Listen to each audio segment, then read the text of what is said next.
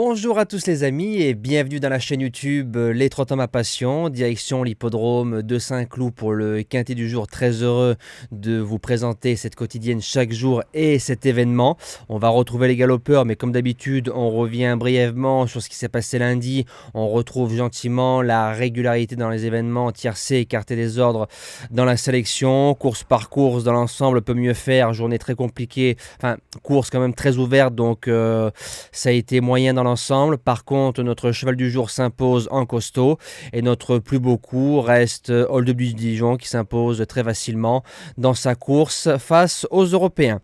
Présentation du prix de Saint-Père-du-Mont. Donc les galopeurs, on annonce un terrain souple à très souple, 4,1, 2000 mètres, 16 partants, les 3 ans. Pour la plupart, il leur faut le bon parcours. Il faut toujours un petit peu de réussite dans ces quintets très ouverts. Alors, ma gagnante, le numéro 6, Check to Check. Malgré l'accord de numéro 16, je m'explique.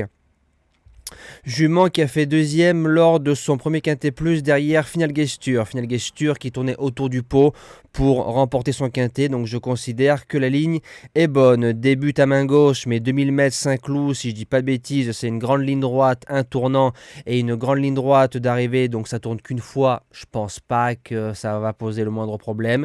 La jument est tout terrain. Maxime Guyon qui est en selle. Elle s'est démarrée. Donc on va pouvoir effacer son mauvais numéro de corde avec une bonne course par la suite. C'est une jument qui peut s'imposer. L'opposition viendra du numéro 4, Great Rotation.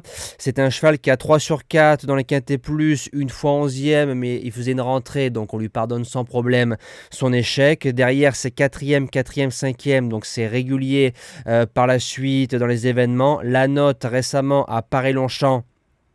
Il a fini avec pas mal de bon gaz, 3 sur 3 sur la piste du Val d'Or, donc il joue un petit peu à domicile. Le terrain sera à sa convenance, je serais déçu de ne pas le voir dans les 3 tout simplement.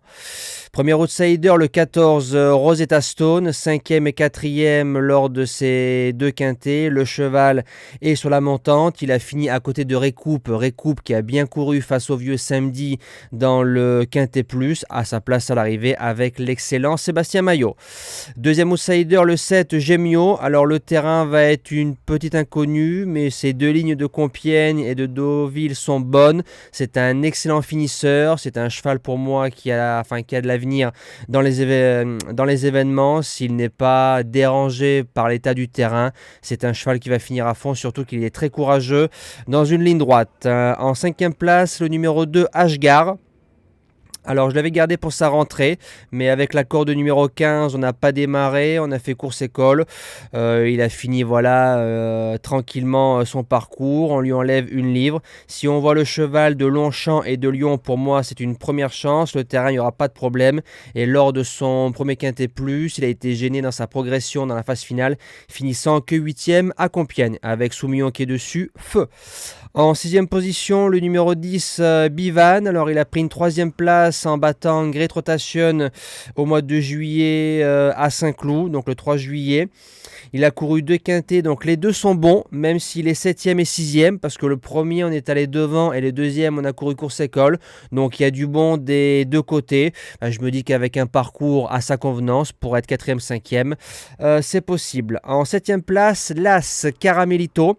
Premier quintet plus, premier handicap, première fois à corde à gauche, mais on met Magic Pellier qui connaît très très bien l'hippodrome de Saint-Cloud. Ses lignes sont pas trop mal, ça va être une découverte dans les événements, mais sur 2000 mètres qui est pour moi sa distance préférentielle, c'est premier, deuxième, troisième, premier, donc 100% de réussite dans les 3.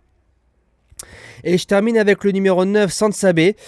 Pour un premier quintet plus, on a fini 7e, couru en sous-marin. On a fini gentiment course au moral. Le cheval va progresser sur cette sortie-là. Comme c'est très ouvert et qu'il y a pas mal de concurrents pour finir 4e, 5e, je l'ai gardé. Sa candidature me plaît. Voilà, nous on se dit à demain pour le quintet en nocturne sur l'hippodrome de Paris-Vincennes. Et je tiens à remercier toutes les personnes en fin de vidéo. Je pouvais le faire en début, mais j'ai voulu faire d'abord l'étude et la sélection, remerciant tous les abonnés, tous les membres qui me soutiennent chaque jour sur les réseaux Twitter, Facebook, Instagram et bien évidemment YouTube. Merci pour vos messages, merci pour votre amour, merci pour vos encouragements et j'espère continuer longuement à vous faire plaisir et à partager la passion des chevaux chaque jour ici même. Voilà, bon après-midi et merci à tous.